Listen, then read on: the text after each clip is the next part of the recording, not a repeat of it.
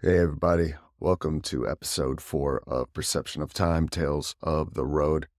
My next guest is Jeremy of Sanhedrin. I was fortunate enough to meet these guys back in November 2023 when they came down and played 3 dates in Texas with Temple of Love. Susie knew Erica for years and arranged these shows, and we all became homies through that experience. And Jeremy and I geeked out on guitar stuff, and this episode kind of reflects on that. So if you're a guitar nerd, you're going to enjoy this very much. If you're not, maybe you'll be interested, but we are going to talk about their new album that just came out, Heat Lightning. If you haven't checked it out, please do. And they also have a performance at Hell's Heroes coming up this week. So if you got tickets, make sure to catch their set because they are really awesome. So sit back, enjoy, cue the music.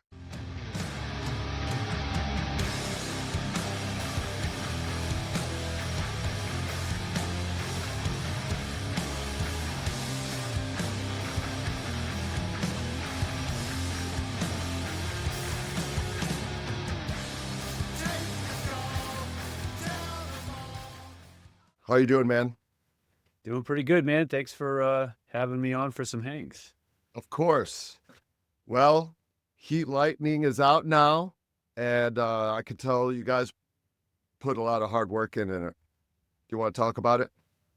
Yeah. Well, yeah, they came out yesterday as of the time we're recording this, and it's sort of, as you know, its release day is sort of like a cross between like having a birthday with like a sigh, cross with a sigh of relief, cross with a, uh-oh, now what? Do we have to do this all over again? But yeah, it's pretty exciting to finally, after kind of holding things close to the vest for this long, to be able to have just like a sense of like, oh wow, the world can finally hear these songs, that we can finally share some information about what we've done, you know. Yeah, let's geek out. What gear did you use on the record? Yeah. So for the guitars, I geeked out for sure. So I picked 4 guitars for the record. It was my Les Paul Custom, which is like my number one. I have a 59 Les Paul reissue, a 56 Les Paul reissue with P90s, and then I got a Jackson USA Rhodes. So all the guitars you hear on the record are one of those 4 or 2 of those 4 in any varying combination depending on the song or the part. So like for each song during the demo phase, I took each one of those guitars and recorded a verse and a chorus with each, and then kind of A-B'd every combination between those guitars to see which 2 guitars had the best life for that particular song. And it was really interesting because you just sort of, I learned a lot about the guitars themselves, like what guitars work, what ranges of the fretboard for certain things. Like some guitars are chunkier in the middle of the register, but kind of flubby in the lower register, and so on. So that was some real deep dive nerdery ahead of going into the studio. And then in terms of what I used to get the main guitar tone that you hear, like the main wall of guitar, heavy guitar, I used my Friedman BE100 head into a Sun cabinet I've had for years, but I changed the speakers out to the Marshall branded vintage 30s some time ago, and that was a really good pairing. And then we also ran the Friedman into a like early 80s JCM 800 4x12 that had the G12 65s, and that was something I borrowed from Matt, one of the 2 engineers. He brought that. Both of those were mic'd up with, I think, 57s and Royers. And then that's probably 80% of what you hear on in the sauce of rhythm guitar tone. And then the other 20% is my Ampeg VL1002, which is like an early 90s modded Marshall high gain thing. And that amp has a lot more low end muscle to it than the Friedman does. So it kind of picked up some of the areas where the Friedman was tighter. I could add some more girth. And that ran into an Ampeg cabinet of the same era as the head, which had the 75-watt Celestians. So options. But basically, what we did was we combined them all into a bus in the studio, and then I just picked like what blend I thought felt the best and sounded the best coming out of the speaker. And from there, from what I understand, in the actual final mix, you don't really hear much difference from that. So that's nerdy. That's for just the wall of guitar sound. I use the high watt, 100-watt high watt for some clean tones. And then like the King of Tides, that song, the intro, the clean parts are done on my high watt. And then for the clean intro in the song Heat Lightning, I used an AC30, which we had an AC15 at the studio with a greenback in it, but when I recorded it, it just didn't sound right. So that's the only thing on the record I did from my home studio. I recorded it at home with my AC30 and flew it in, so to speak. Yeah, and then just various, more or less nothing crazy with the pedals. I did use a Wampler overdrive as my distortion for one of the guitar solos, the solo in King of Tides, which I thought came out nice and gooey and chewy because it's like a germanium diode clone. And yeah, so that's all I got at the moment. That's a lot though. No, that is a It's lot. a lot. But I was going to ask if you used the high watt. Oh yeah. Yeah. That was on Lights On as well as part of the main guitar tone, the record before this one, with a Friedman overdrive. But be careful if you buy the Friedman overdrive because you probably wind up wanting to get the amp like I did. So yeah, the high watt was used sort of supplementarily, if that's a way of saying that word, supplementally, for some overdrive stuff or like light crunch stuff, and then like that real crisp hi-fi clean that you hear in the beginning and in the middle section of King of Tides is the high watt just run super clean with my 59 Les Paul reissue. Yeah, that King of Tides track is really awesome. Yeah, thanks. That's the only drop D song we have on this album. And interestingly enough, with that song being more plotting and doomy, you would think I would have used like the higher output guitars, like the Jackson and my custom have more higher output humbuckers, but the two guitars I picked for the left and right wound up being the 59 and 56 reissues because they just had this tightness on the low end. And then like the pick articulation was something I was really trying to get across on the whole record this time, where like that sound of the pick hitting the string coming right to your face. And on that particular song, those were the two guitars that won my shootout. Yeah, I picked up on a lot of Dio. Yeah. Yeah, I mean, well, basically that song in general, but also when we were making the record, Jerry, one of the two engineers, had all three of us give him like 3 or 4 records that we wanted to reference while we were cutting our parts. And one of them that we gave him was that last Heaven and Hell record that came out a few years back, because it's so heavy but still crisp, and it sounds like a band and not some computer, overproduced, edited thing. But like the tones are massive and have weight, but there's still this like crisp in your face aspect to it. So you guessed right. It came across well. Yeah. Yeah, it's a well balanced record, and I feel like it has a really good flow too. Yeah. Thanks. Yeah, we sort of we make a real effort to do that in terms of just sequencing the album so that every song makes you go, what's next? And then that song is its own personality, every step of the way. And we try to write songs in a lot of different keys so that not every song is like the same weight. So like if you write every song in E, like you can have different vibes, you can have different tempos and different riffs, but the weight stays the same from song to song in a way. Whereas if you go from E, so on this record, it goes from E to C sharp, to, I don't even know what the track listing is at this point. I went It's all good. I went like 4 months without even listening to it because by the time you submit it and approve the final master, you've heard it like 1,000 times. So I was like, I need a break. And let me see. I totally understand that process. We're at the mastering stage with the Temple of Love record. Yeah. So how many songs is on that? 9.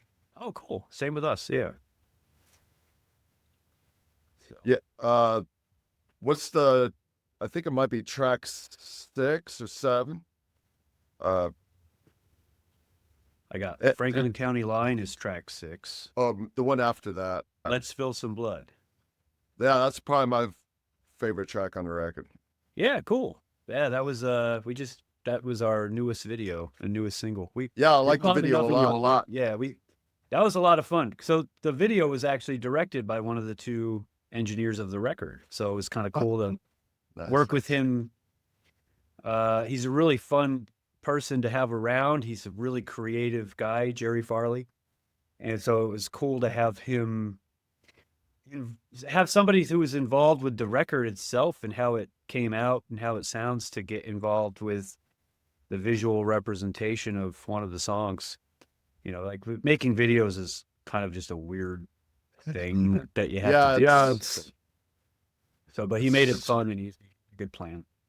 Yeah. It's looked pretty painless. Yeah.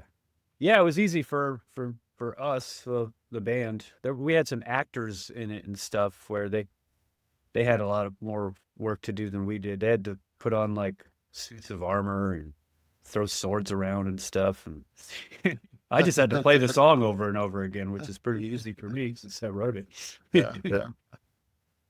High Threshold to Pain. That was the song I want to talk about because that riff is just super heavy. Yeah. That was one of the first songs we wrote on the album.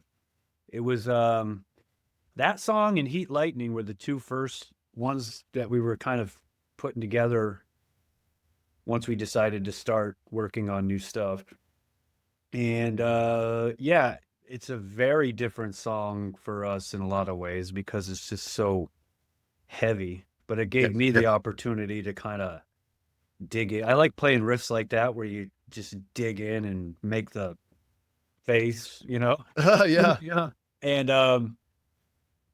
And it was interesting because there's some of that riffage was pretty directly influenced by like some hardcore stuff like Sick of It All, and then to have Jerry Farley as one of the engineers who worked on Sick of It All and Madball records and stuff was like, it was almost like I didn't know that when I was writing that song, but it was pretty serendipitous that I was like, playing that riff and be like, what we got to do to get this to pop. So like that worked out really well too. I think just in general, the guitar tones that we got on this album are super crisp and aggressive sounding and kind of, it's weird that it took me this long in my life to figure out how to get that to happen, but that's guitar playing in a nutshell anyway. It is, man. It's always a learning process. Yep, exactly. So you guys are playing Hell's Heroes for the first time? Yeah, we'll be playing that Thursday the 20th. We're pretty psyched. Yeah, I'm happy for you guys. Yeah. We've been trying to get on that for years. So we've just been sort of poking at them like, hey. And then this year we weren't scheduled to be on it, but Crip Sermon dropped off. They're having there's some personal issue with one of the band members and they couldn't make it. So we got asked to be the sort of last minute fill in, and we were pretty happy to do so. So that's gonna be a lot of fun. Yeah, I feel like with Heat Lightning, you guys will gain more traction, I feel. Yeah, it's it's been interesting because like we've had we've had a pretty like linear like growth with each record, but for whatever reason, this record seems to have a considerable amount of momentum that exceeds anything before. Just based on, I mean, how many more interview requests there have been, how many people have watched the videos that we made, and just the general sense of like we've always had a pretty good interest in the band in Europe, but now it seems like a lot more US publications and people are kind of getting aware to what getting hip to what we're doing, which is cool and interesting. And it's like I guess if you just stick around long enough, people won't ignore you anymore. Well, that's the thing you want for a band, though. Yeah, You want to just keep going like this. yeah, You just hope they can keep right, going. yeah, yeah. That's half the battle is just like keeping the momentum steady. But yeah, I guess if at a certain point, if you get too big too quick, and then you don't have the infrastructure behind you to handle it, then maybe what good is it? Exactly. Exactly. Then you got a European tour with Savage Master. Yeah, we'll be doing I think like 12 or so show. Well, yeah, we're over there for a few weeks, like towards the end of May into the middle of June. We're playing a bunch of shows with Savage Master, and then they drop off towards the end. We're playing Muscle Rock with them. That's kind of how got started with getting them involved. And then they drop off the tour. We play Rock Hard Festival, which I'm super excited about because yeah, it's like one of those festivals like you go on YouTube to watch your favorite bands play that festival because it's like a cool show and a cool vibe. And I always thought like, man, that'd be cool to play that, but like maybe not. Maybe it'll never happen. And then when it happens, you're like, oh, cool. So yeah, it'll be fun to go out with them because we went out with them in July of 2023, and they're just really great people, and They are. like they're just a good time. They're humble and they're super helpful. Because sometimes you go out with bands, as you may know, where they make things more difficult, and it's a lot more fun to go out with your homies where everybody's just in on it and everybody just wants the night to be amazing for everybody involved, every band and every member of the audience, and that's what we're gonna get. Yeah, that makes touring so much easier. Yeah, exactly. Like that was great that we got to meet you guys when you came down to Texas for 3 days. Yeah. Yeah, and we had a good time because it was just like an easy, like everybody's just there to help out, and you let me use your sick ass Marshall cabinet with the old greenbacks. Yeah. Where I realized, oh, I do like greenbacks. I just never because all the ones I had played through, I think were like probably more modern ones. And then I plugged my stuff into yours, and I was like, oh, I get it now. Okay, yeah, these do rule. Okay. Yeah, I've actually been going through a process because I have a Music Man cab and I was using the Vox AC15. Yeah. But I use that to record here. Okay. So I was like, well, I don't want to keep hauling it. Yeah. So now I'm using a Marshall cab, but I'm thinking about making the bottom cabs like American speakers. Oh, sure. Like Yeah. Fender. Like Jensen's or something. Yeah, because I love the top end of the greenbacks, but I need that low bottom of the Fender Yeah. style. I noticed there's just like a different EQ curve with like those American style speakers. Like they have like almost like it's like they're scooped. Like a lot of speakers can have a mid scoop, but they're scooped in a different place, And then, yeah, the bottom end that you get out of a Fender speaker is very thick, but also has like a fidelity to it. It doesn't it doesn't get as tight, but with clean stuff, particularly that sounds like really cool. They handle pedals a little differently too. So like you get a different tonality with dirt boxes and stuff. Yeah, that's kind of why I went with the Music Man, because I use a lot of pedals, as you know, Yeah. and I needed a pedal platform amp, Right. and it's perfect for that. Yeah, yeah. Yeah, I mean, I've been just using pedals for everything live just for the simple sake of simplicity, like just to get a lot of our dates, we do fly dates, so it's like just give me a clean tone and I'll do the rest. Are you going to be using that same amp you used here? Yeah, the Black Star amped one, that's actually it right there. Ah, Sitting in the yes. house, sitting on top of something else. Um, yeah, because yeah, I'll be bringing that to Houston. I'll be bringing it to Tulsa. We played Tulsa on the 30th for like a 2 minutes to Tulsa after fest show that we're doing. And it just eliminates stuff. Like I saw the back line for Hell's Heroes and on paper it seems okay, but like how many times have I plugged into like a JCM 900 or JCM 2000 that somebody swore worked really great?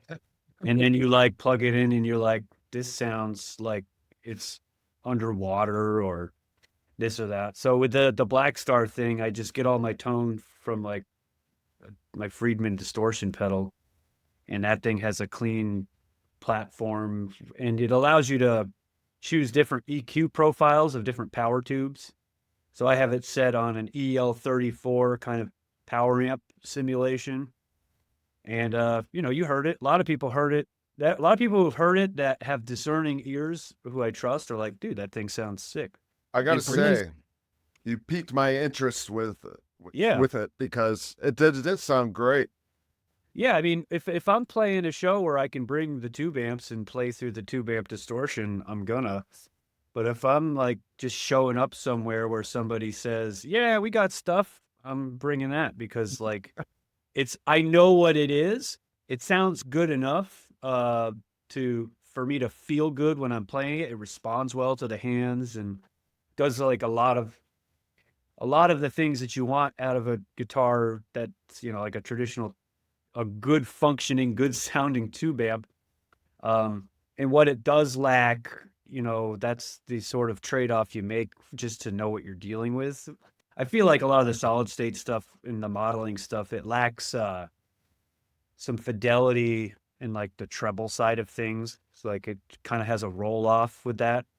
But Mhm. nobody who's in the audience is going to go home humming the melody to what kind of tubes or circuits you're using. So at the end of the day, if we can play well and sound damn good, then I'll use whatever it takes to do that. Yeah, and it's super tiny and convenient.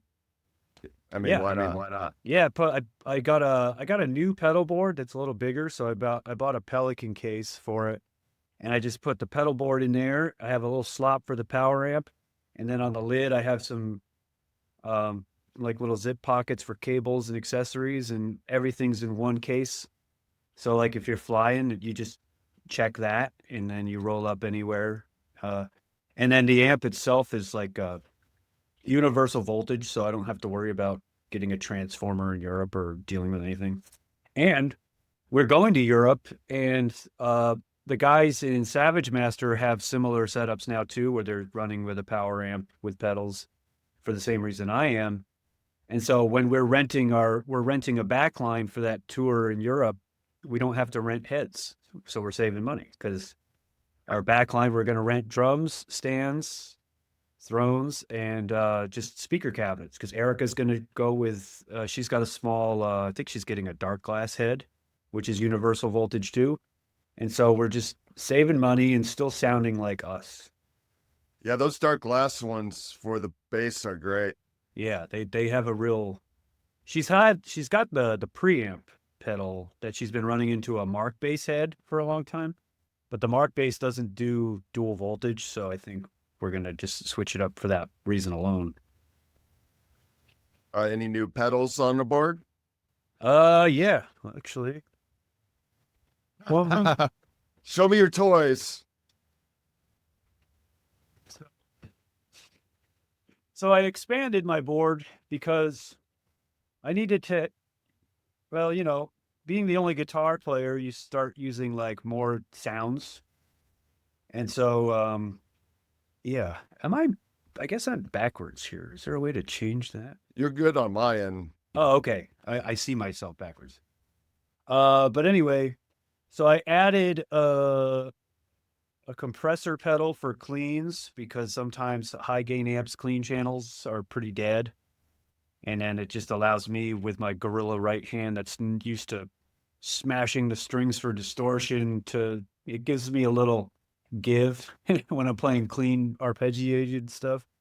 So anyway, here we go. Oh, Oh yeah. yeah. So I got the Cantro wah. I just got the Polytune to speed up tuning, the Wampler compressor.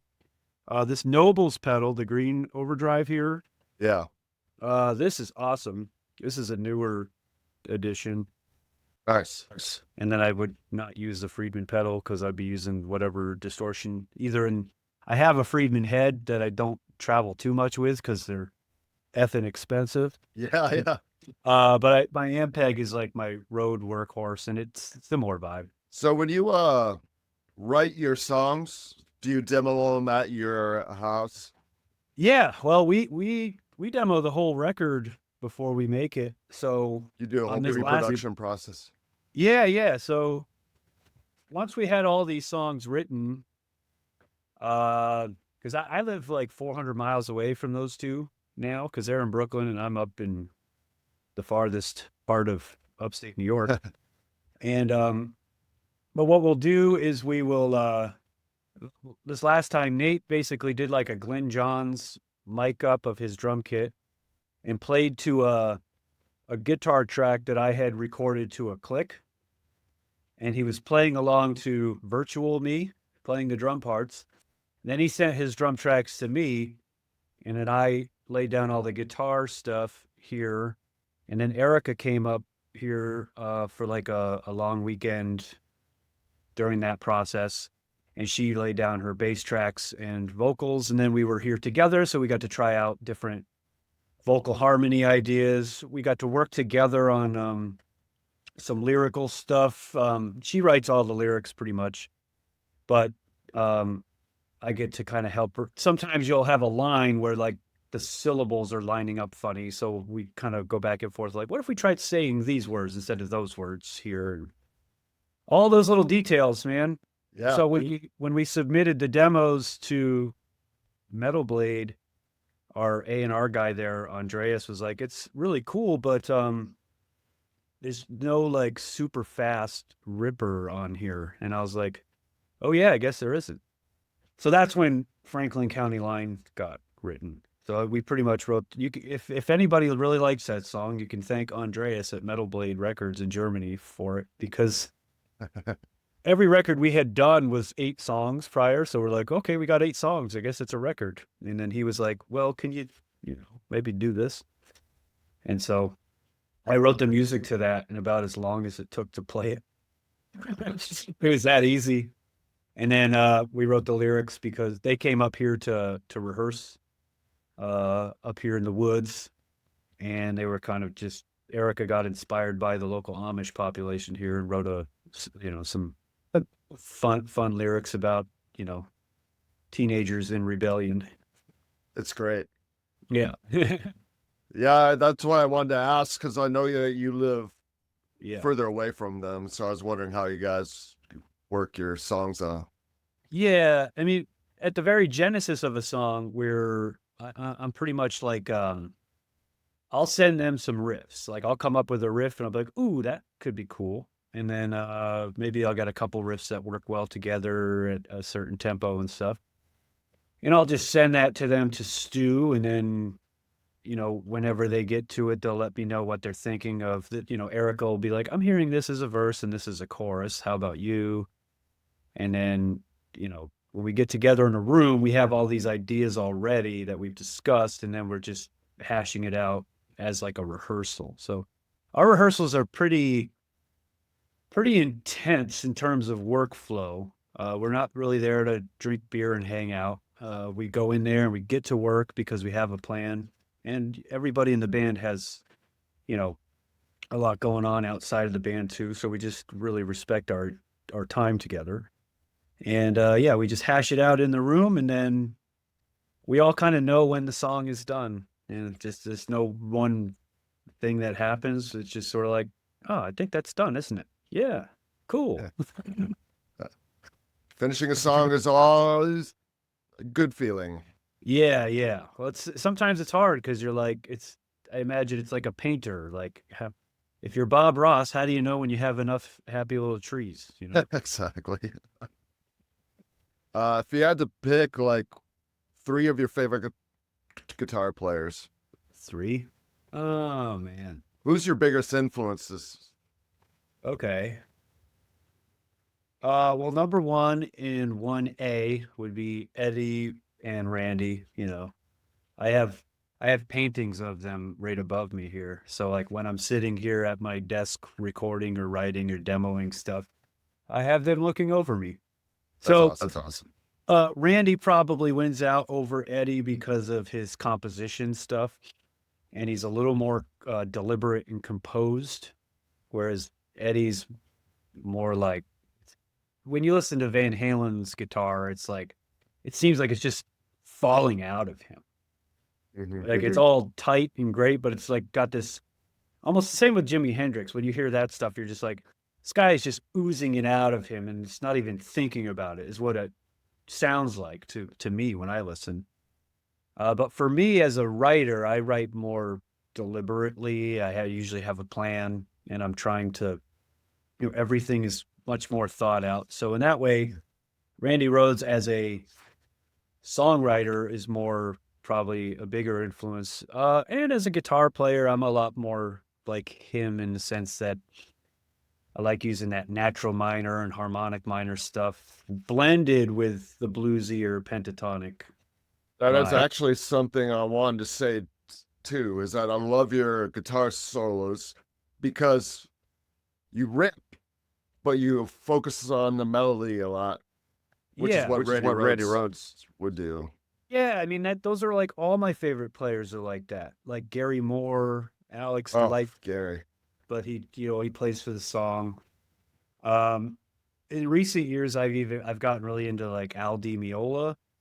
Oh And yeah. he rips too, but at the same time, like the swagger and the passion never goes away, because there are a lot of people who can rip and just tear ass on a guitar, but after a certain point, you're like, enough already with these notes. And I just always love the players who have the ability to do it, but have the soul and the feel still. And so that is what I go for when I'm making a solo for one of the songs I have, is just like, I wanted to have flash and I wanted to catch your ear in that way. And I feel like flashy guitar playing does that. But I'm not trying to show off so much as just, create a vibe. And a lot of that comes from, not playing fast, and then sprinkling the speed and sprinkling the flash among the melody and the bending. And I feel like bending notes is a lost art in modern music. Yeah. It's like, if you don't want to bend the notes, you could play the piano, I guess. But I play guitar, and I want to bend because I can, and it makes it sound like a singing voice in a lot of ways. So yeah, but back to the influences. I mean, yeah. Yeah, sorry. No, it's okay. Eddie and Randy are like top dogs. One that might surprise people would be Steve Jones from the Sex Pistols. It was a really big early influence on me in terms of how I approach my rhythm guitar attack and sound. Because before I could play all these notes in succession, I could only play power chords like everybody else.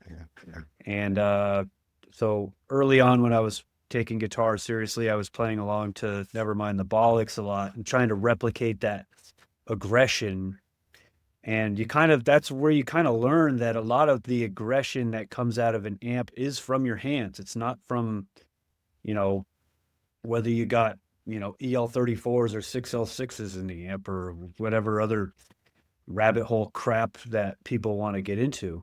It's your hands. It's how the pick hits the strings. You can chug casually and you'll play the notes, or you could dig in and just get that power and manipulate the amp, the guitar, and the speakers, which are all one instrument if you play electric guitar, to do the thing, to get to your ears in a way that you want it to.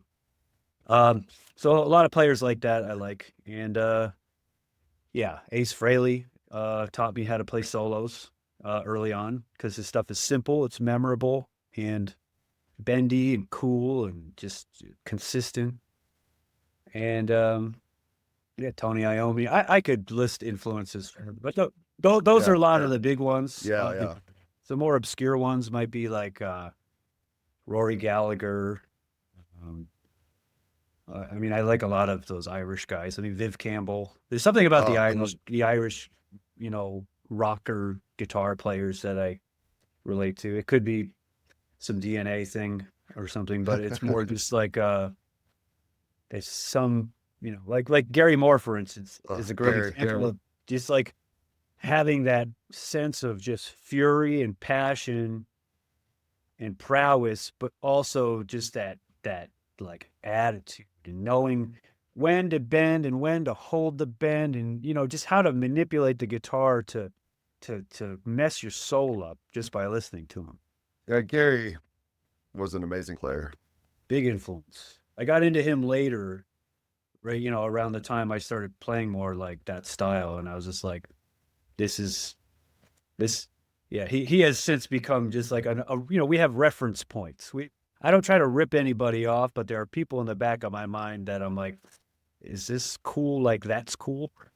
Like, yeah, Another one of my favorite guitar players is yeah, John yeah. John Sykes Sykes. because when he hits, it just sounds like he's like basically breaking the guitar. Yeah, yeah. Yeah. I like the just the. I guess I like aggressive and violent guitar attack. In general. So I think Eddie Van Halen was probably the first like mainstream guy to do that. Although if you ask him, he would say Al Di Meola was. But just yeah, yeah, like when the notes come out, they're not just coming out, they're like overwhelming you, not Yeah, with speed even, but just overwhelming you with the power of like when that pick hits the string, it's like percussive and smashes you, as opposed to like, you know, I'm sure Jerry Garcia could play a lot of notes very fast, but it was done in like a laid back sort of, like wimpy kind of way. Whereas if you attack the strings like Van Halen or John Sykes or Gary Moore or, all these great, you listen to the live Randy Rhoads record, it's like the guy is just going for it. And that's what you got to do. That's guitar playing to me. You go for it. Sometimes you fall, sometimes you don't make it, sometimes you have a hiccup, but you don't get that, elevated experience of playing guitar without going for it. I agree. Yeah. And back to your punk influence, uh, when we started the Plasmatics tribute band, I mean, I grew up in rock and metal, and learning these songs, I kind of realized how much more I relate to the punk side of things. Yeah. Um, I just like the rawness of it, Yeah, it's the idea of like not using your limitations as an excuse to not do something. So like if you listen to, yeah, I get like the Sex Pistols is a great example. The Misfits are a great example of just like it's raw, it's out of tune sometimes, but it sounds so cool and it just has a vibe. And then there are a lot of guitar players in punk, like seminal bands where the guitar players are actually pretty good musicians and Yeah. underrated. Like East Bay Ray and the Dead Kennedys. Like some of his stuff is just like wild and almost progressive. And then you have like Greg Ginn, who's like almost like a avant-garde Ornette Coleman, like just free jazz sort of approach to playing leads where it's just like total chaos and wildness. And yeah, there's just a lot to be gleaned from that stuff. And it's a lot of fun to just play that way, where you're just kind of playing with abandon and, maybe it's not perfect, but like Pete Townsend wasn't perfect if you listen to his playing, but there's like a vibe, Yeah. like that guy played electric guitar like he was trying to destroy it with his guitar pick, and that's a sound. Yeah. That aggression. I love the aggression of it all. But in the case of Sanhedrin, keep using that aggression in a way that still is like melodic and catchy and uplifting too. Yeah. Yeah. I mean, that's when you're creating your sound or your band, you're trying to like put little nick pieces to make it your own. Exactly. Do you have any last statements you want to say? Well, if you're still watching by now, you are a guitar nerd. I'll say that. Uh, Yeah, I decided. I mean, because when you were here, we were nerding out on guitar stuff. oh yeah, And I figured it'd be fun just to do that. I think that's what. Yeah, I mean, I've done. I have another friend in a band who does a podcast. Alex from Immolation does a podcast called The Guitar Gear Locker, and it's essentially the same thing that would happen when we were on tour together a couple times, where we'd just be backstage nerding out about gear, pickups, guitar playing, guitar players, and this and that. Only we invited an audience. And so this is basically, for those of you who are watching, this is basically what Steve and I did a lot of when we were together for that long weekend a while back, where we did some dates with Temple of Love. And yeah. So yeah, I could talk about this stuff all day because it's the thing I revolved my whole life around. I love it. So Me too, man. Yep. And I mean, especially after hearing the whole new record, I had to ask what you did because it all came out sounding really good. Yeah, I'm super psyched on it. It's the first time I've ever made a record where I feel like I've got like I'm coming across as having a signature tone now. Like I don't have a groundbreaking tone by any means, but this is the first time where I can listen to it and be like, oh, I sound like me. This sounds like me. It doesn't sound like a combination of things that are necessarily obviously somebody else. And so it's very satisfying. Yeah, I agree. When I hear it, I hear Jeremy. Yeah, it's cool. I like that the personality comes across because those are my favorite records anyway. Like you hear a Van Halen song come on and within 2 notes you're like, that's Van Halen. Yeah. So I've just always been kind of chasing that aspect of it. I'm getting closer. Maybe before we're dead, we'll figure this whole guitar playing thing out. Yeah. No, we never will. Nope, exactly. That's why we're bad at it. Yeah. I just had to comment on that review that Nate posted. Oh yeah, that was funny. Yeah, that was. It takes all kinds. That's the funny thing about putting your music out to the world is you get to receive how other people perceive it. And then there's just going to be people who are like, jerks to be jerks or trying to be funny. And, when we approved the final master of this record, the 3 of us were extremely proud and satisfied. And if nobody else liked it, it would be okay.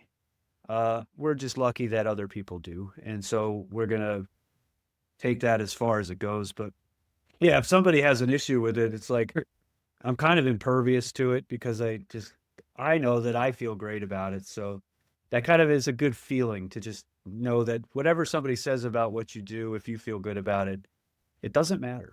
I mean, ultimately, we're making these records for ourselves. Yeah. Because we're just exposing what's inside of us to each other, our bandmates, to the world. But yeah, it's like this sense of like, this is in here. I got to get it out here. And the compulsion to share it, I don't know where that even comes from. I don't know where all these damn song ideas come from. I have no idea. But they're there, and I have to get them out. And if other people don't like it, they can go listen to any number of things. And if they do like it, I kind of feel grateful for that. So They can go listen to Buck Cherry. exactly, a huge influence on us, certainly. I could hear it. Yeah, yeah, I mean, Franklin County Line does sound like Buck Cherry, you know. yeah. I guess so. Yeah. Strange. It takes all kinds. It really does. And like, yeah, that comment. There was a comment made. There's some. I don't even know where the publication was from, but it was like that we ripped off Metallica for "Whom the Bell Tolls" for It the was in the song. same review. Yeah, yeah. And I was like, no, everybody else keeps telling me that I ripped off Slayer. You got it all wrong. It's like, did you even listen to the record? Yeah, exactly. But it's something to have fun with. Exactly. Yeah, I can't take that kind of stuff personally. I got too much awesome shit going on to worry about. No, like you said, you Definitely worth a laugh. if you guys are happy with the record, Yeah, fuck everybody else. exactly. But Yeah. if you're into it and you want to go along for the ride and you're into what we're doing, uh, we are grateful and we will do everything we can for those people to make sure we don't let them down. But if you're just a person that wants to complain about everything, Yeah, I expect big things for you guys this year. So yeah, I hope we can get. We're getting a lot of people saying, "Are you coming here? Are you coming there?"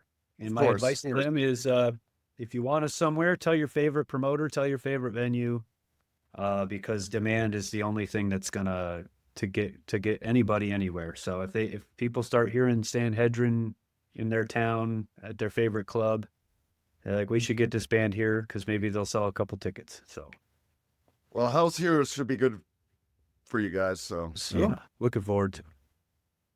I appreciate you joining me. Well, thanks for having me. It's a lot of fun.